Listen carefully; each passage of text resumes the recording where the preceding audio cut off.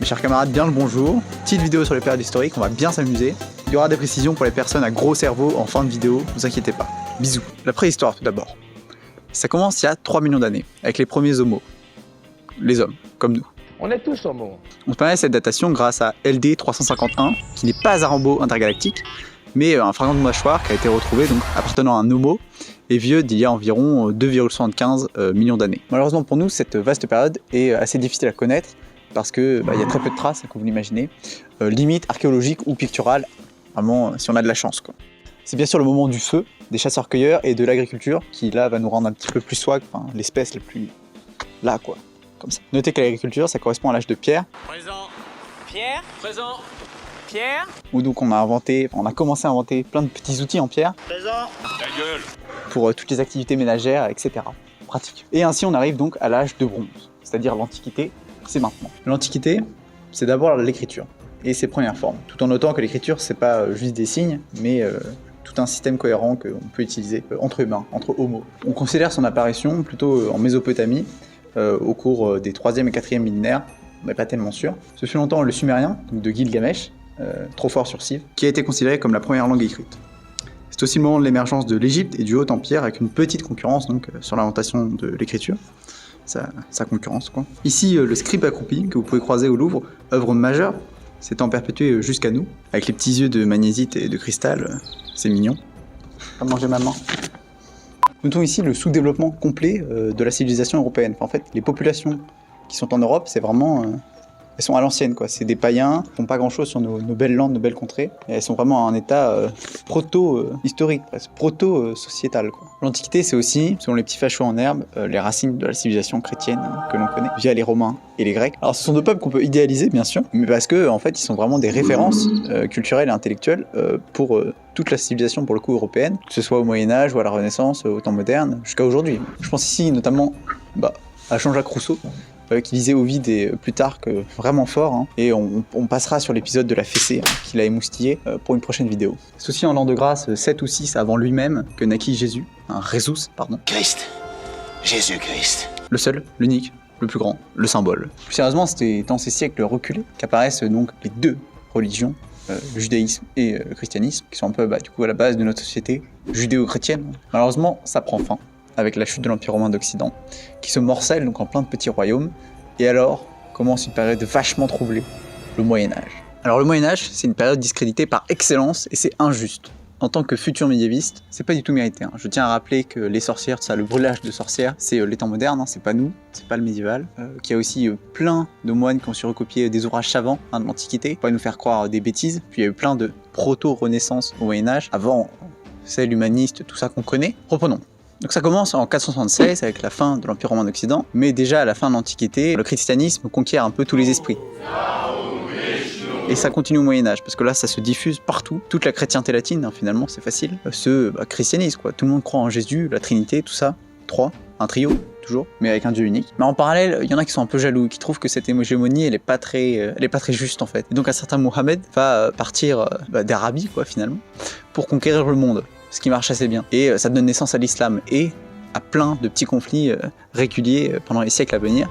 Sympa. Avant tout le Moyen-Âge, c'est la période de création donc, des royaumes et un petit peu leur renforcement au fur et à mesure, même si c'est compliqué, qu'il y a des périodes où ça s'inverse, etc. On pourrait parler de genèse d'un État moderne, mais c'est un peu trop facile. En tout cas, c'est là où il y a une sacralisation, une dynastisation de la royauté. Et c'est là aussi où on peut considérer la naissance en fait des pays tels qu'on les connaît. C'est-à-dire que la France commence à avoir des contours, pareil pour l'Angleterre, l'Espagne au fur et à mesure, en repoussant les musulmans, tout ça. Et justement, les pays européens vont essayer donc d'un peu d'imposer leurs normes, leurs valeurs à l'ensemble du monde. De façon universelle, et ça arrive donc, ça commence en tout cas avec Christophe Colomb, on peut considérer, et ça arrive fort, hein, vraiment c'est là où l'Europe va commencer à être vraiment méchante et un petit peu trop hégémonique. Vient alors une rupture, ou plusieurs. En fait, il n'y a pas de date vraiment exacte, on a plutôt 3 dates possibles. En tout cas, c'est à la Renaissance, ça y a pas de doute, mais la Renaissance, ça commence plutôt pour les Italiens, et plus tard dans le reste de l'Europe. Donc c'est toujours aussi compliqué. Enfin, globalement, c'est les 15e et 16e siècles, ou 14e limite, qu'on peut noter un petit basculement. Parce qu'on va en reparler, mais c'est pas net, c'est pas clair et net. Ses doigts sur les trous. La découverte de l'Amérique par Christophe Colomb en 492, bien sûr, ça peut être considéré comme une date ou éventuellement les 95 thèses de Luther donc contre l'Église. Voilà, c'est compliqué. Ces deux dates marquent bien ce que seront les temps modernes par la suite, c'est-à-dire un peu une première mondialisation, un grand développement économique et un petit renouveau artistique et culturel. En tout cas, comme je l'ai dit plus tôt, il y a une hégémonie européenne qui va commencer à s'installer. Hein, la traite, tout ça, vous connaissez. Je ne suis pas raciste. TMTC. Et surtout donc une continuation artistique et un développement artistique fort à partir donc de la Renaissance qui se traduit tout au long des siècles des temps modernes. On a aussi un renforcement donc de l'État et des sciences, particulièrement avec Léonard de Vinci, entre autres. Mais un événement qui a aussi fait date, c'est l'effondrement de l'Empire romain byzantin en 1453, donc renversé par les Turcs. Et on va expliciter, référant à la Bible, la théorie des 4 empires. Et on aurait dû tous passer l'arme à gauche depuis la chute de Constantinople et rejoindre Deus. Donc, la théorie, c'est que Nabucodonosor, il a fait un rêve. Il voit une immense statue. Daniel, du livre de Daniel, donc, va commencer à interpréter son rêve. Parce que voilà, il lui explique c'est quoi la vie. Tu peux te suicider à n'importe quel moment. La tête de la statue, c'est l'empire babylonien. Et tous les autres membres du corps sont les empires perses, grecs et romains. Et donc en fait, la suite du rêve, c'est qu'une pierre se détache et vient écraser la statue. Vraiment l'exploser, quoi. Ça la fume, ça la rince complètement. Et cette pierre représente quoi? Le royaume de Dieu, bien sûr. Parce que Daniel est chrétien, il va essayer de convertir Nabucodonosor. En fait, la pierre écrase la statue parce que c'est le 5e empire, celui de la fin des temps messianique, qui va donc balayer tout ce qui s'est passé avant, le jugement dernier, vous savez. Mais étonnamment, on n'est pas tous morts. C'est grâce au Serge, c'est-à-dire le Saint-Empire romain germanique. Donc c'est les Schleux qui nous ont sauvés, c'est génial. Mais c'est bizarre parce qu'à sa dissolution, par Napoléon, on n'est encore pas tous morts. Moi j'ai l'impression que la Bible nous ment sur ce point. Daniel nous aurait menti, c'est un peu triste. Non, c'est pas vrai. Et justement, nous les Français en 1789, on décide que c'est fini. De la royauté rabougrie, tout ça, des tutus finalement, et d'une tripartition un peu old-fashion de la société. C'est magnifique, ma chérie. C'est l'ère contemporaine qui commence. Et c'est le début véritable de notre monde industrialisé, industrialisant, capitaliste, tout ce que vous voulez. C'est aussi le moment où le nationalisme a le vent complètement en poupe. Ce n'est pas ma proue, c'est ma poupe.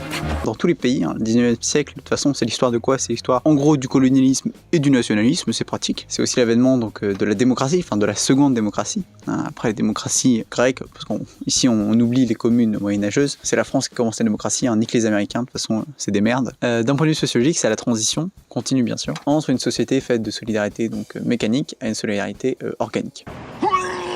De plus, c'est la laïcité qui a le vent en poupe, grâce au filou Voltaire notamment du XVIIIe siècle. Voilà, donc la rationalisation des rites, de la magie, de tout, de l'avènement d'un mec qui se fait crucifier et qui ressuscite, tout ça, c'est fini. C'est plus à la mode et on passe un peu à autre chose.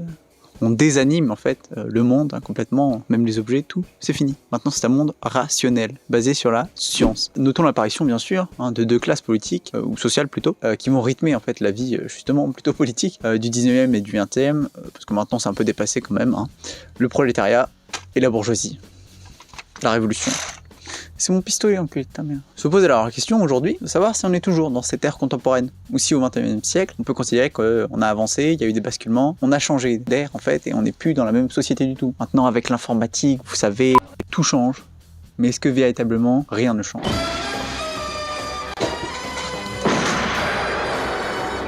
Quelques réflexions méta-surréalistes donc finalement. Tout d'abord, il faut se poser la question de l'existence même des périodes historiques, parce que ça coule pas de source en fait. Ce sont des constructions historiques, et donc arbitraires, et pourtant, ça conditionne la réflexion. Donc ça nécessite réflexion au moins épistémologique, philosophique. D'abord, la réflexion historique ne doit pas se construire exclusivement sur des périodes prédéfinies, genre un siècle quoi. En fait, c'est complètement arbitraire pour le coup. On peut imaginer aussi que si les siècles avaient été décalés de 50 ans, on aurait étudié que par exemple 1850-1950, c'est débile. Vous comprenez? Et donc, il faut des échelles adaptées à la réflexion. C'est ce que nous dit Marc Bloch. Il nous dit exactement... Ah oui, la réflexion doit se faire avec des échelles de temps cohérentes vis-à-vis du phénomène étudié. Exemple étant François Furet, sur la Révolution française, qui commence début 18e et qui finit son étude parce que lui, il voit une histoire de la Révolution française qui se perpétue jusqu'à la fin du 19e siècle. Même si ça a encore des traces aujourd'hui, mais voilà, c'est le cadre qu'il donne. Cadre qui n'est pas tout à fait classique, mais malin. Alors ça, c'est très tordu, mais bougrement intelligent. Faire l'histoire en coupant par roi... royauté plutôt, empire, ministère, c'est une erreur en fait, c'est un écueil dans lequel sont tombés les positivistes et leurs descendants. Et c'est une erreur parce qu'en fait ça implique de s'intéresser aux grands personnages, au moins de penser à travers eux, ce qui n'est pas normal. Quand on veut faire l'étude par exemple d'une histoire sociale, c'est pas avec les royautés qu'on va se dépatouiller à faire une chronologie quoi. Ainsi Marx, c'est quand même la bonté de nous dire qu'une histoire donc des masses, une histoire sociale, de groupes sociaux quoi, était possible, ce qui a été fait par, devinez qui, l'école des annales. Toujours ils sont partout, même dans ton trou.